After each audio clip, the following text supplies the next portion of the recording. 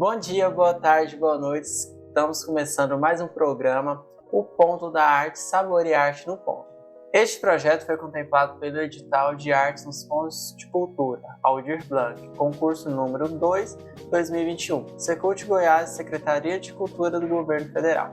Então hoje eu estou recebendo aqui uma artista plástica, a Juliana Castor, que pintou esses quadros maravilhosos. E hoje a gente vai conversar um pouquinho sobre essa arte, sobre os trabalhos que ela faz, como começou tudo isso, Juliana. Primeiramente é um prazer tê-la aqui conosco. Fiquei muito feliz com a sua presença, tá? E a gente vai conversar um pouquinho de quando que começou, como que foi o seu início, esse amor pela arte foi desde criança ou foi aflorando com o tempo? Conta pra gente. Então, primeiramente, uma boa tarde. Boa tarde, Gustavo. Fiquei muito contente pelo convite. Então, eu comecei com a pintura, já nasci, porque eu falo para os meus alunos que a gente já nasce com um dom. Só que muitas das vezes, no passar do tempo, é que a gente vai despertar para esse dom. Sim. Então, eu fui despertar para o meu dom, que eu tinha dom da pintura, da arte, do desenho, ainda quando criança, que eu morava na cidade de Crixás e participei de um projeto que tinha na escola para desenhar o trajeto de casa até a escola. Como eu morava na zona rural, então o trajeto era muito longo, mais de 50 quilômetros, que era a minha casa até a escola. Então eu desenhei numa cartolina todo aquele trajeto e levei para a escola. Foi lá que eu ganhei o meu primeiro prêmio como a melhor desenhista da escola estadual, Prudêncio Ferreira, em Crixás. Foi aí que eu fui despertando para a arte. Então, desde então, depois de um certo tempo, eu fui trabalhar numa escola que chamava Talentos de Ouro. E lá tinha aulas de pintura. Até a minha professora era a Joyce Espínola, de Crixás, uma pessoa maravilhosa, uma pessoa encantadora que me ensinou muito. Foi lá que eu comecei a fazer o meu curso de pintura em telas, que até então eu pintava mais na parte de artesanato. Sim. Aí eu comecei a pintar a tela, ela me ensinou todas as técnicas. A parte de desenho eu já entrei já sabendo, porque como eu praticava muito na infância, eu não tinha dificuldade nenhuma com os desenhos. Sempre foi uma facilidade muito grande em desenhar. Então foi assim que começou a minha história. Depois eu vim para o município de Nova América, também trabalhei no município dando aula de pintura em tela, tecido, na parte de artesanato. Então, além de você fazer as pinturas, você é professora de arte também? Também sou. Ai, que bacana. Também trabalho na parte de artesanato e com reciclagem também. Ah, muito legal. Então, você frisou, que essa paixão se aflorou na escola. A gente vê o quão é fundamental o papel da escola, de desenvolver projetos que abraçam a criança, Então, talvez se essa escola que você estudou não tivesse desenvolvido esse projeto de desenhar todo o trajeto, talvez não teria aflorado ou demorado mais para aflorar o seu dom, É bem bacana mesmo isso que você contou pra gente. E como que você contou pra gente que você começou na escola, Depois de quanto tempo que você começou a pintar em tela, que você fez algum curso, algo do tipo para pintar em tela, ou foi mais autodidata? Foi no ano de 2014, lá na Escola Talentos de Ouro de Crixás. Lá tem uma escola específica, Tem um grupo de pessoas, de mulheres, ali atende pessoas carentes. É um projeto muito lindo da Joyce Espínola, juntamente com a Serra Grande. Então, foi ali que eu desenvolvi o meu trabalho na parte de pintura em tela. Ah, sim. Nesse período, você fazia mais por hobby ou você já pegou o fio da meada e já começou a fazer algo mais profissional, mais profissionalmente? Ou foi mais por hobby mesmo, porque você gostava ou não? Mais por hobby. A partir antes de 2014, eu não pintava assim, como se diz, profissional, não. Eu só pintava porque gostava muito, Certo. E era mais só por diversão mesmo. Ah, tá. E nesse período, hoje em dia você é professora de pintura em tela, né? Como você disse pra gente. E você também trabalha com a venda das suas pinturas? Trabalho com vendas de pintura. Inclusive já vendi para várias pessoas de fora, já levei quadro para o Pará, já levei quadro para outra cidade. Então eu já participei de projetos, já ganhei projeto do governo federal. Ai, que bacana. Sim. Então, mas assim, hoje como eu sou advogada, eu estou dedicando mais pro lado da advocacia, mas não que eu tenha deixado de pintar. Eu gosto de pintar porque a pintura, ela traz um sentimento bom, um sentimento de paz. Quando você vai pintar, você não consegue pintar uma tela se você não envolver o seu sentimento, como essa paisagem aqui, ó. Quando você começa a pintar, você começa a sentir algo te inspirando, aquele desejo de pintar mais e mais. Então foi comprovado através até de pesquisa que a pintura, ela serve para o tratamento psiquiátrico, porque se você estiver triste, você não consegue pintar. Você precisa inspirar, relaxar e começar os trabalhos. E quando você vai se desenvolvendo, vai começando a pintar, aquilo vai dando aquela vontade assim de pintar mais e mais e mais e mais. É uma coisa incrível que eu aconselho para qualquer pessoa praticar na sua vida. Principalmente quando a gente trabalha a semana inteira, mexe com muita gente, né? E ali você começa a pintar, você começa a relaxar. A pintura não é um trabalho, a pintura é um lazer, como você vai para uma beira do rio pescar. Sim. Quando você começa a pintar, você começa a desestressar. Se a sua cabeça está doendo, você vai relaxar, ela vai melhorar. Então a pintura é realmente uma terapia muito boa. É bem bacana, né? Esse lado, né? Então sempre que a gente tem assim alguma coisa que nos auxilia, né, para o nosso bem, é muito bom mesmo. Agora, em relação às suas pinturas, quanto tempo mais ou menos que você começou a ir mais pro profissional, que você começou de fato porque você começou em 2014, né, Talentos de Ouro. Desse período, como que você começou de fato a vender suas telas, que você falou assim, não, agora tô no nível ótimo que eu consigo já vender e já ganhar dinheiro com a pintura? Olha, por incrível que pareça, eu pintei no curso 1 ou 2 telas. E depois desse período eu já comecei a pintar para mim as encomendas, e uma pessoa fazia uma encomenda, eu quero desse jeito. Eu falei, olha, eu posso tentar, ainda não sou uma profissional, mas eu vou tentar para você. E assim foi surgindo. Uma pessoa encomenda, outra, e a gente vai pintando, e quanto mais você pinta, mais aperfeiçoado você vai ficar, né? Mais Sim. aperfeiçoado você vai ficar. Então, a pintura também é prática. Não é você aprender hoje, amanhã você é um artista, né? Você tem que ir pintando e pintando, e o dom tem que estar dentro de você. Eu já participei de vários cursos. Vamos se falar assim que dentro de 30 pessoas eu falo que 2 despertam o dom. Ah, certo. 2, 3. Então é muito pouco.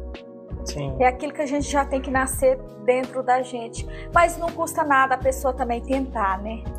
Se a pessoa precisa de um tratamento para uma depressão e ela quer tentar, porque a arte não é só pintar essa tela, que a arte você pode fazer do seu jeito. Sim.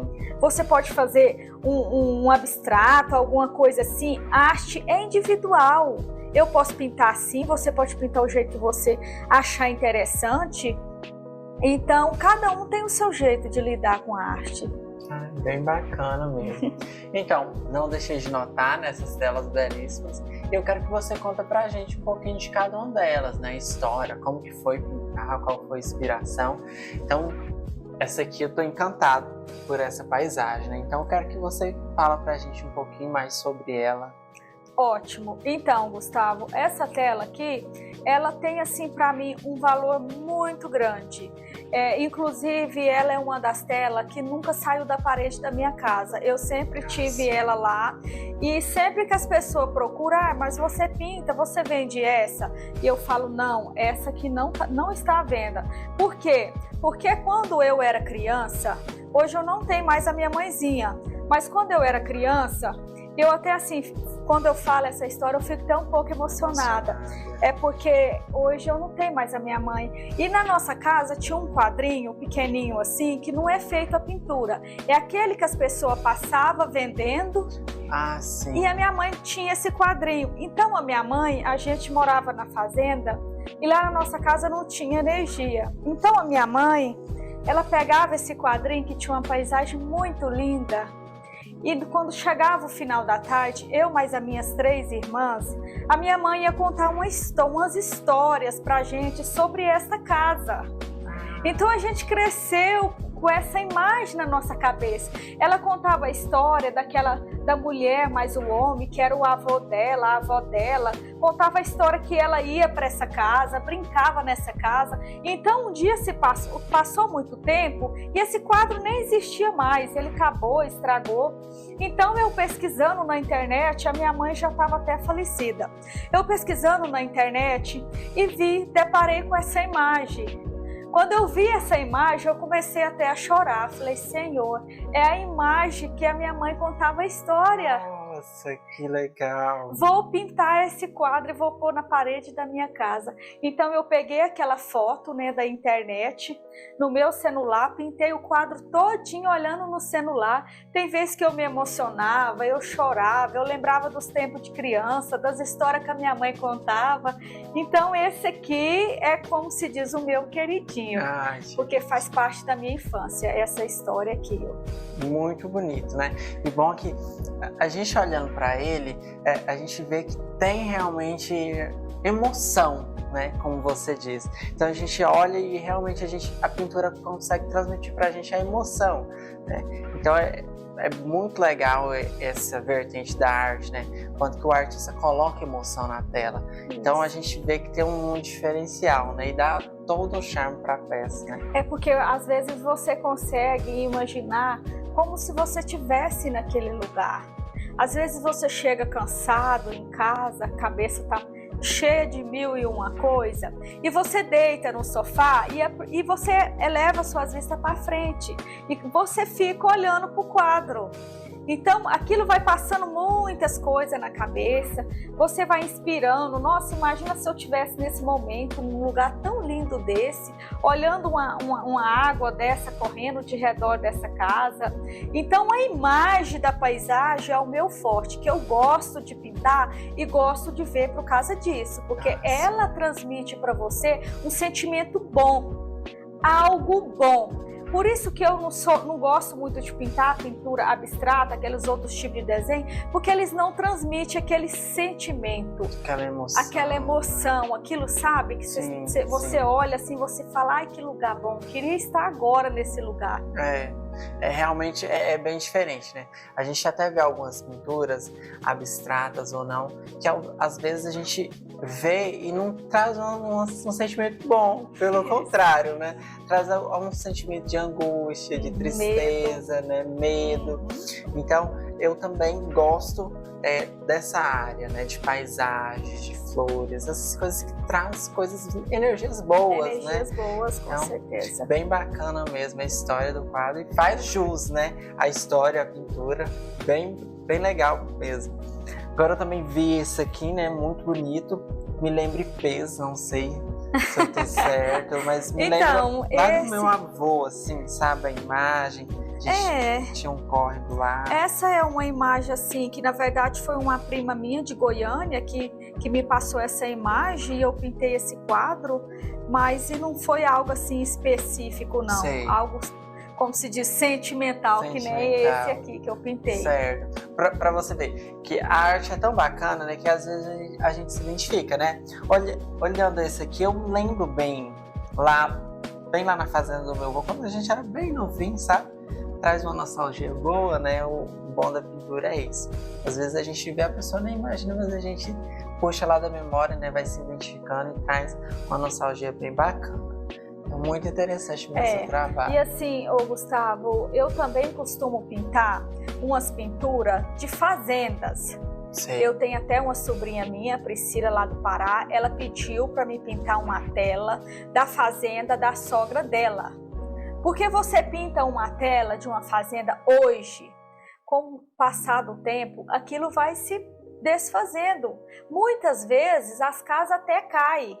Sim. Né? Às vezes as pessoas vendem ou desmancha. Então aquele quadro, você coloca ele na parede, aquilo ali, se você não deixar ele queimar, ele vai ficar pro resto da vida. Então o interessante é isso. Aí você pinta um quadro numa fazenda, com o passar do tempo, né? Tá ali guardadinha aquela lembrança. E como você disse, a pintura, ela transmite essa sensação, né? Esse aconchego, esse carinho, muito diferente da fotografia, né? Então é bem bacana. E para fazer um quadro desse, né? Muito cheio de detalhes, muito rico, quanto tempo mais ou menos você demorou para conseguir fazer? Olha, assim, porque se a gente for pegar para pintar assim, o tempo todo, demoraria em torno de 1, 2, 3 dias. Certo. Mas aí como eu pinto, assim, não dedico assim, a semana, vamos supor. Sim. Então eu pinto um pouco no final de semana, o outro pouco. Então não tem uma data específica assim para me te falar aqui. Mas se eu pegar para fazer, igual esse aqui, que é muitos detalhes, precisaria pelo menos de uns 2 a 3 dias para concluir tudo. E é uma tela bem grande também, né? Então, sim, a gente olhando assim de pertinho, dá pra gente ver que tem muito detalhe, muita coisa. Muito detalhe, muita coisinha que tem que fazer. A riqueza de detalhes também que proporciona, né, essa visão bem bonita pra gente. São as combinações, né, das cores, os efeitos que deixam a pintura cada vez mais bonita. Ah, certo. Tô vendo mais um aqui também, deixa eu pegar aqui. Bem bonito, né? Como que você fez? Foi uma inspiração ou foi uma criação assim de momento? Então, esse aqui geralmente as rosas, a gente tira mais da internet, né? Algo sem ser inspirado assim. Tem várias espécies de flores, então as flores, quem gosta mesmo, né? Ah, certo. Bem bonito mesmo. E esse aqui, se tem mais ou menos uma média de quanto tempo que você demorou? Esse demora cerca de 2, 3 horas. Olha, gente, que trabalho lindo. Parece que a gente consegue até pegar, né? Tem uma certa profundidade, é bem bonito mesmo. Sim. Trabalho belíssimo. Então, pessoal, a Juliana mostrou aqui pra gente um pouco do trabalho dela, né? E ela vai ensinar pra gente também um pouquinho sobre pintura, né? Ela trouxe as telas, as tintas, né? E também essa semana vai estar acontecendo o curso aqui, né, Juliana, no Ponto, né? Então vai ser das 3 às 15, né? Pintura em tela também, né? Também. Então quem quiser participar, gente, já venha, faça a sua inscrição, porque se não me engano são 5 vagas, né? Isso. Então já vem fazer inscrição aqui no Ponto de Cultura e a partir dessa semana a gente vai estar com o curso. Então agora a gente vai organizar aqui todo o nosso cenário para a Juliana ensinar um pouquinho para a gente da técnica da pintura e tudo mais. Mas se você quer se especificar mesmo, venha para o curso, tá? Não perca essa oportunidade. Então a gente já vai organizar aqui tudo certinho e a gente já volta. Até já! Então, pessoal, já mudamos aqui o nosso cenário, né, Juliana? Sim. E a gente vai começar agora. Primeiro eu quero que você fale pra gente o que a gente vai precisar para fazer essa pintura e o que de fato a gente vai fazer, uma paisagem, uma flor, o que é. Então, para quem está começando agora, que não quer investir muito, ou que não tem muitas condições de comprar muito material, qual que são os básicos que realmente precisa? Olha, assim, o básico, eu escolhi um pouco assim de tinta. Aqui tem 16 cores. Vamos dizer que isso é o básico do básico, né? Tem os pincéis, eu gosto de usar esses pincéis aqui, ó. Eles da cor avermelhada, né? Certo. E assim, tem uma numeração, todos têm um número. São próprios para pintura em tela? Sim, eles são todos feitos de pelo, né? Então certo. eles é próprio para pintura mesmo. A tinta, eu geralmente uso da Acrylex, né? Que é feita de óleo de linhaça. E também tem a da Gato Preto. Tanto faz você usar dessa ou da outra. Aqui está a telinha, você pode variar, né, de tamanho, pode ser um tamanho, essas daqui são bem mais em conta, você pode usar dela, ou você pode usar essa aqui também, maior, isso vai depender do que você vai pintar, qual desenho você vai pintar, então isso varia muito. Aqui também estou usando um mais grosso, um pincel mais grosso, para fazer uma batida de uma árvore ou alguma coisa. Não vai ser o nosso desenho de hoje, porque hoje eu quero mostrar essa pintura de uma orquídea. A gente não tem muito prazo para pintar, né? Eu vou mostrar aqui para você como que faz o passo a passo, e depois dela finalizada, ela vai ficar daquela forma ali. É um desenho que não é muito complicado, é um desenho bom para o iniciante, porque a pessoa tem que ver qual desenho escolher. Sim. Né? Geralmente se escolhe uma paisagem como aquela que a gente estava falando, é um desenho mais complicado, tem mais detalhe. Então se você escolher mais técnica, um desenho de uma orquídea, é um desenho bom, um desenho para iniciante, vai dar conta de fazer perfeitamente, né? Então a gente vai usar essa tela aqui branca, geralmente a gente usa um lápis de carvão que fala, né? Sim. Muita gente usa um retroprojetor, que vai projetar um desenho na tela. Ah, tá. Bacana. Você pega um desenho pequeno e coloca, ele vai aparecer grandão aqui e você risca na tela. Ah, certo. Mas é uma boa técnica, né? Para quem não tem essa facilidade em desenho mão livre, isso, né? com certeza. Tem essa opção também para as pessoas não deixar de pintar, né? Desculpa, não Porque tem, às vezes você tem o dom da pintura, mas o dom de desenhar você não desenvolveu.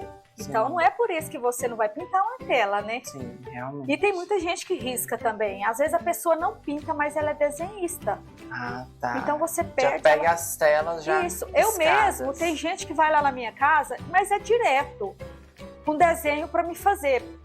Pano, coxa de colocar na cama. E levo o desenho pequeno e eu passo para fazer aquele desenhão grande. Ah, interessante. Então desculpa, não tem, viu, pessoal? Então, aí a gente faz e geralmente você vai olhar o ponto central, né? Que é a orquídea, que você vai olhar qual que é o ponto central do desenho. Né? A gente olha para o que está te chamando mais atenção ali. É a orquídea, não é? Sim, sim. Então você faz... O destaque da tela. O destaque da tela é a orquídea. Então você não precisa fazer aquele desenho. É mais um risco, né? Mais um risco que ele vai ganhando forma, ele vai ficar bonito com a pintura. Ele só vai destacar mesmo com a pintura, né? Então aqui mais ou menos o risco, aí você faz a folhagem, né? Para você saber uma base depois, onde está o desenho. Que vai muito da criatividade. Uma coisa é certa, você nunca erra pintando. O jeito que você pintar, do seu jeito, né? Porque pintura é jeito, tudo vai ficar bom. Gente, não precisa preocupar, venha participar conosco do curso e vocês vão aprender aqui as técnicas, como que a gente faz. Olha só, pessoal, então é isso, pessoal. Os riscos são bem clarinhos, né? E eu tô notando aqui que não é algo certinho milimetricamente, né? Ela só faz o risco e depois com a pintura que você vai dar o formato final, né? É isso, né? Exatamente. Ah, certo. Isso. Então, olha só, bem bacana mesmo. Aqui você faz e só, como se diz, o básico, né? Para você ter uma noção na onde que vai ficar tudo, na onde que tá a flor, qual que é o que está centrado na tela, mais ou menos para você ter uma noção. A hora que você vai desenvolvendo a pintura, aí você vai vendo, você chega mais para cá um pouquinho da folha, se deixa mais para fora, no decorrer da pintura tudo se desenvolve. Certo. Então, aqui a gente vai usar o amarelo de cádmio, né? Para fazer esse fundo, lembrando que depois de o desenho riscado, você precisa fazer o fundo. Você vai olhar o que está atrás. Certo. O que está atrás do seu desenho, você vai trazer de trás pra frente. Certo. Então a gente olhando aqui, a gente vê o quê? O atrás é o amarelo, né? Depois vem o verde das folhagens. E por último, que tá incorporado em cima das folhas... É o rosa, né? É a orquídea. A orquídea em si. Ela tá em cima da folhagem. Então primeiro você pinta o que tá de trás, para depois você pintar o que tá na frente. Ó, muito interessante. Isso eu não sabia. Então meio que vai por camadas, né? Isso. Fundo, folha, flor. Bem bacana. Olha só, gente. Exatamente. Vai pegando as dicas aí, hein? Então, depois do risco, agora que você já riscou, seguindo essa ordem, a gente vai pro fundo, é isso? Isso, a gente vai pro fundo. Então, eu gosto de pintar assim. Como o desenho tá fazendo assim, ó, a gente vai fazendo assim, ó. Se o desenho tiver tipo o da flor, da rosa, né? Você vai fazer movimentos circulares. É assim. Então vamos começar aqui com o amarelo, né? A gente pôs um pouquinho de tinta aqui. E essa tinta não tem que dissolver nem nada? Ela já vem pronta para uso. Ótimo. Isso. Então você vai começar sempre das beiradinhas. Nunca começa assim uma tela no meio dela. Você vai começando daqui, vai fazendo os movimentos, vai usar outras cores, né? Pode colocar um pouquinho de sépia. Nós pode usar também um pouquinho de branco. Certo. E aí você vai pintando de acordo com a sua criatividade. Aqui a gente usa bem pouquinho, porque um tiquinho de tinta dessa faz um efeito enorme. Dá pra pintar muito, né? Dá,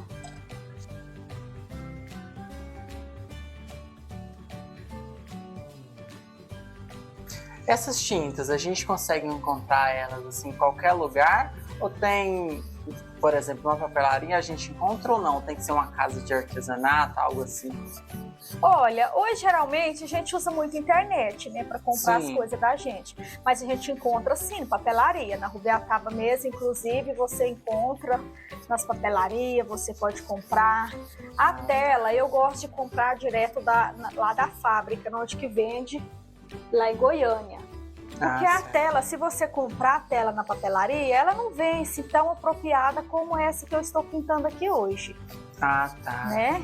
Ela vem diferente. Ela vem diferente. Ela não é apropriada para pintura. Sei. Então, o que você vai fazendo os movimentos, bem suave, com muita delicadeza, não precisa pôr força no pincel. Certo. E cada pincelada você vai ganhando vida o seu desenho.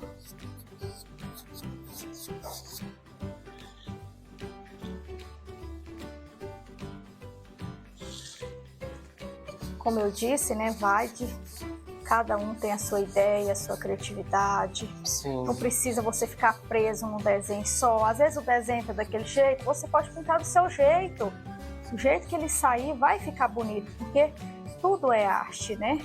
Sim, e o bom é que assim, cada desenho é único, né? Com certeza. Então, é bem bacana essa vertente de a gente pintar. Fica bem... Então deixa eu usar mais um pouquinho de amarelo. E você não pode... Lembrando que você tem que manter o pincel com a tinta só a cedra dele aqui pra cima. Você não pode encher aqui de tinta tudo, não. É só daqui pra cima, somente a pontinha dele, ó. Com muita delicadeza, sem força.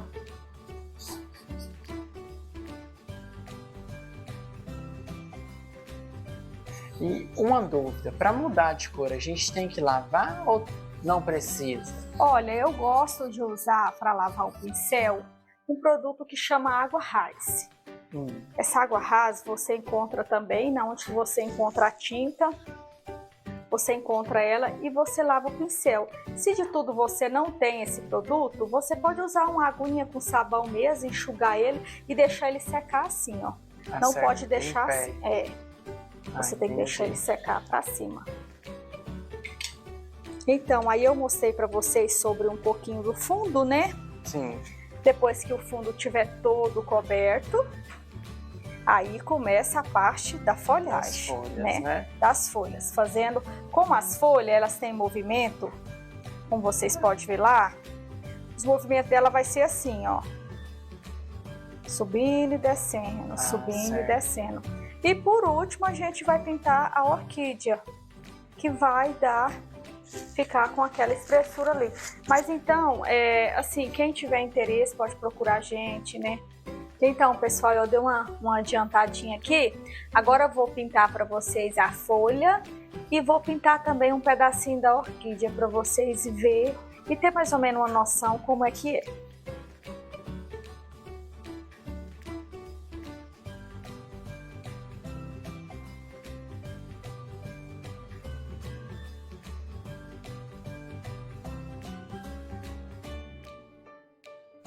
Então, caso tenha ficado alguma dúvida, pessoal, se você não pegou direitinho, né? Venha para o curso, pausa o vídeo, olha o movimento que ela faz, né? Presta bem atenção. Então, hoje em dia a gente tem muitas ferramentas para aprender, né? E a gente também está com o curso aqui. Então, você que tem interesse, que quer aprender, venha, né? Se inscreva, que a gente vai estar aqui 3 dias de curso, né? Então, não perca essa oportunidade, não. Com certeza, tenho certeza que vocês vão amar fazer.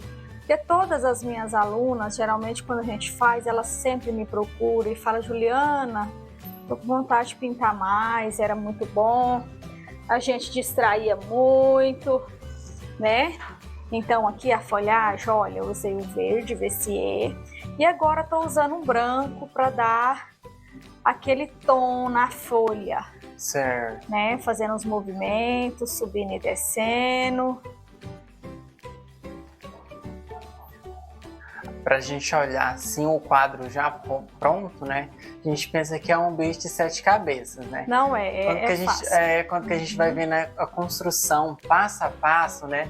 A gente começa a entender como que funciona, né? Isso. Então, é muito interessante. Muito interessante. Assim como eu tinha falado, cada vez que você for pintando, mais vontade de pintar você vai ter, né? Então é muito bom mesmo. Vale a pena participar para aprender, porque é uma novidade para a gente, né? Sim, e como você disse também, é uma terapia, né? Então, com certeza. Você que estiver muito estressado, pegar um quadro. Até então hoje em dia tem muitos daqueles folhetos de pintar uns mapas, né? Com muitas cores e tal. Então é realmente uma terapia mesmo, né? Além de você aprender, você vai estar ganhando em qualidade de vida também. E aumentando a sua renda na sua casa, né? Isso. Porque geralmente um quadro desse tamanho, a gente consegue vender ele em torno de uns 300 a 400 reais. Então já complementa bem a renda, né? Com certeza.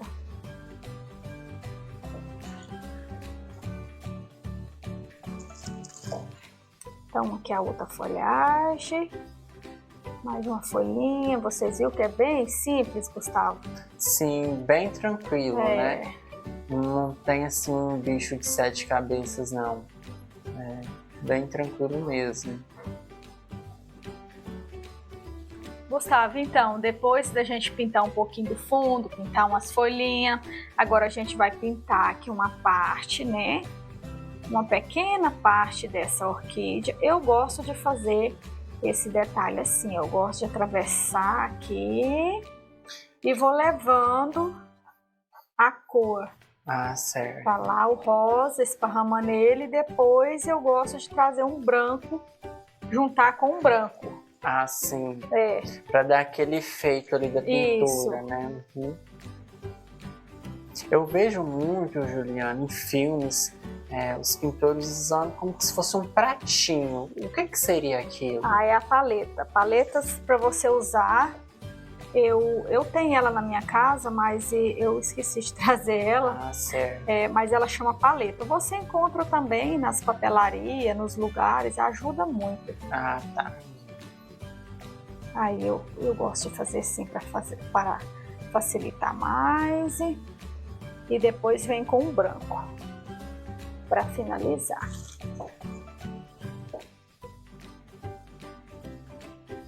Olha só, gente, o branco dá todo um detalhe, né? Todo um diferencial. Então,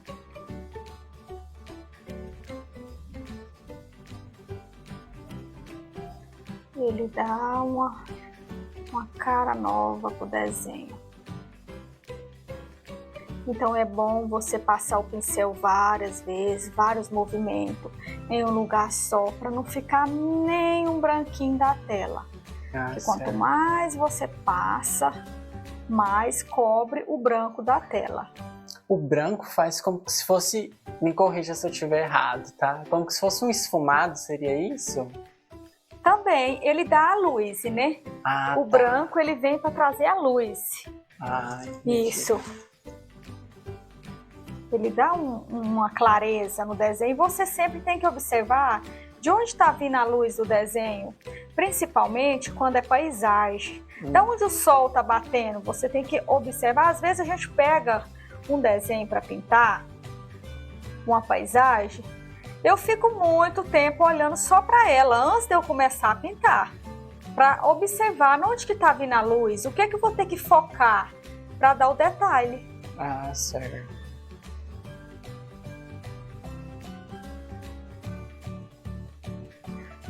Então, pessoal, seria assim, dessa forma. Agora a gente vai pintar aqui dessa parte e quando ela finalizar, ela vai finalizar daquele jeito. Então, pessoal, bem bacana, né? Espero que vocês tenham pego aí todas as dicas. Se ficou alguma dúvida, né? Você pausa o vídeo, olha novamente, né? Aqui a gente não vai pintar a tela toda, né? Porque para pintar a tela toda demanda tempo, né? A gente não tem todo esse tempo, né? Com certeza. Então aqui a gente meio que fez o passo a passo, né? Fomos pro fundo, fomos para as flores, para a folha, agora para a flor. Então é só você seguir esse passo a passo, né? Um após o outro. Isso. Que seu desenho vai ficar perfeito igual o da Juliana. Não digo tão perfeito igual o da Juliana, né? Para ficar perfeito igual a Juliana, você tem que fazer o quê? Vir no nosso curso aqui, né? O mini curso, gente, Isso. Não deixa de participar, vocês vão amar, tenho certeza. Então, Juliana, foi um prazer tê-la aqui, tá? Eu prazer foi gostei todo muito, gostei muito da sua história, da sua arte, né? De você compartilhar um pouquinho da gente, compartilhar um pouco do seu conhecimento também. Então foi muito bacana. E agora a gente vai para a cozinha. Pensando nesse momento de arte, de tela, de galeria, eu pensei uma receitinha muito fácil, mas muito saborosa para a gente fazer hoje.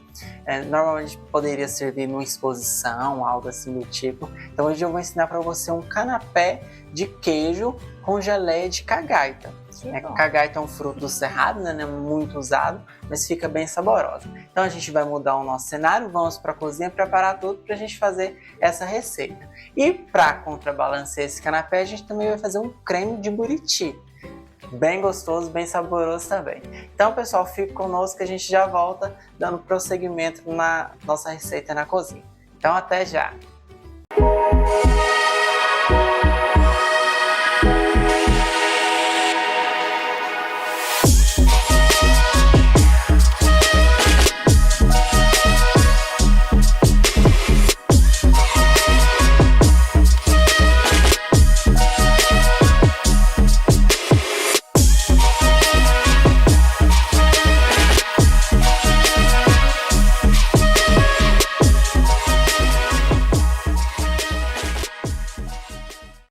Então, pessoal, já estamos aqui na nossa cozinha, né? Como que eu falei para vocês, o prato de hoje é bem rápido, né? Caso você for receber um amigo ou tiver alguma exposição, algo do tipo, o intuito é que seja um prato gostoso, saboroso e rápido, né? Então, o nosso canapé, aqui eu já tenho as torradinhas prontas. Como que eu fiz essa torrada?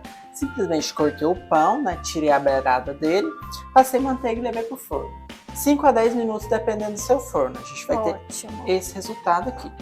Em seguida, eu peguei o queijo coalho e cortei em cubinho também.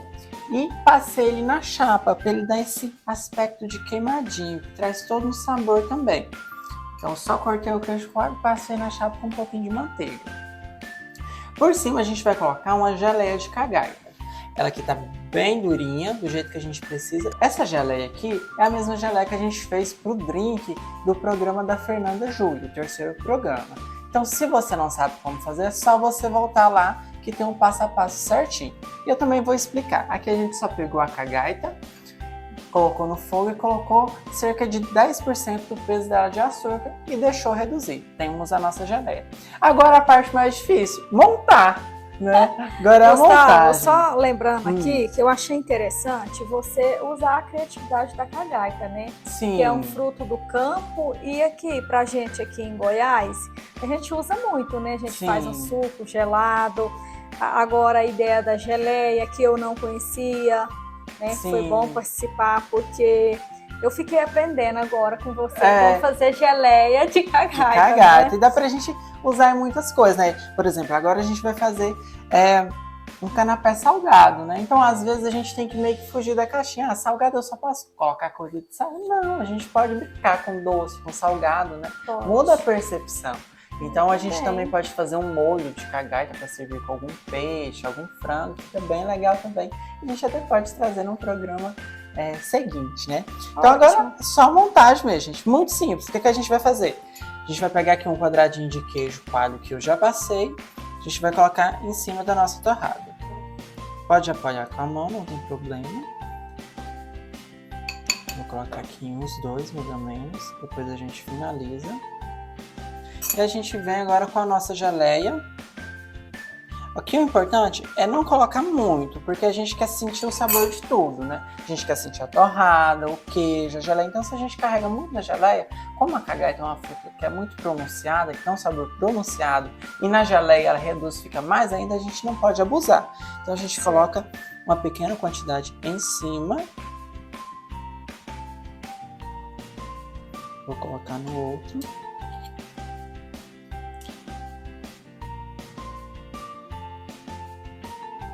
Agora, gente, eu vou finalizar ela com a folhinha de alecrim, para dar um certo frescor.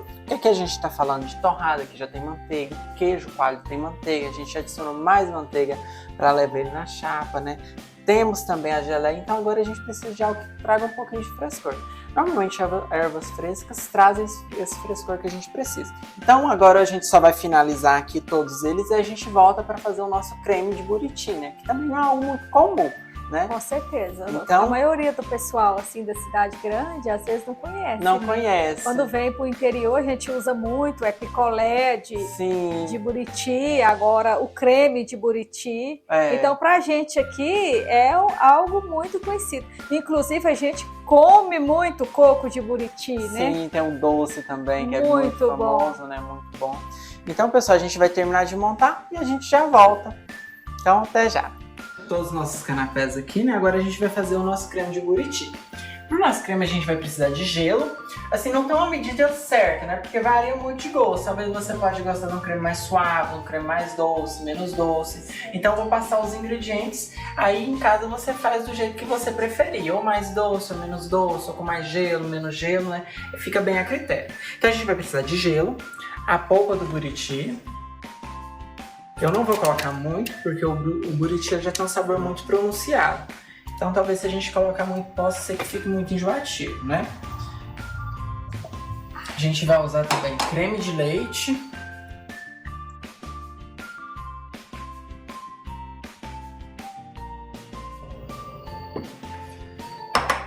Leite condensado, gente, a gosto vai depender do quão doce você quer que ele fique.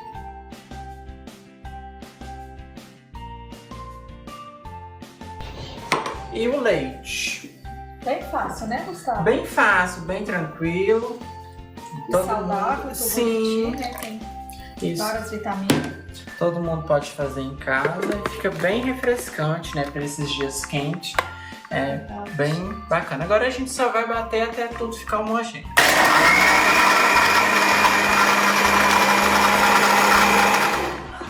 Então, pessoal, aqui já bateu, né? Já ficou homogêneo. Já vou servir aqui pra gente.